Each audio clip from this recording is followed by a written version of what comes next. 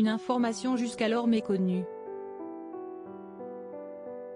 Jeudi 20 avril, le journal télévisé de TF1 a dévoilé une enquête portant sur la disparition de Delphine Jubilard.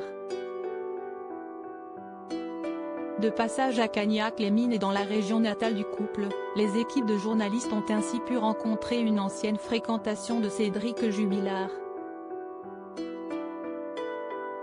D'après les révélations de cette jeune femme originaire du même village que l'artisan plaquiste, elle aurait pris part à de nombreuses fêtes organisées au domicile familial des Jubilard.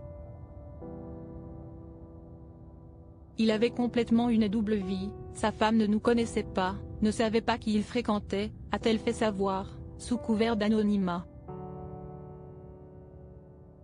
Donc, on pouvait faire des soirées chez lui jusqu'à 6 h du matin, elle, en étant de nuit, elle rentrait à 6 h 30 du matin, donc fallait vite qu'on parte à 6 h. Des soirées faites il y a déjà quelques années, lorsque Cédric Jubilard n'avait que 30 ans et elle, 15. Et pour ne pas éveiller les soupçons, lorsque l'artisan plaquiste croisait ses compagnons de soirée, il aurait fait en sorte de ne pas réagir.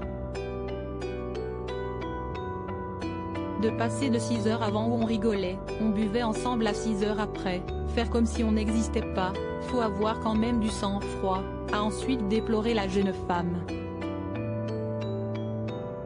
Supérieure à lire, minute par minute, Delphine Jubilard, retour sur le jour où elle a disparu. Cédric Jubilard, un homme compliqué au quotidien. Plus tard, dans ce même reportage fait par nos confrères de TF1, Yannick, l'ancien employeur de Cédric Jubilard, a partagé quelques mots sur son ancien employé. Et d'après ses dires, l'artisan plaquiste n'était pas vraiment une personne fiable à ses yeux. Ça a été un problème par rapport au travail parce qu'il ne bossait pas. Des fois, il n'avait pas trop envie, c'était un peu compliqué pour ça, a-t-il confié. Pour cause, d'après lui, le Cagnacois faisait preuve de beaucoup d'aplomb à son égard.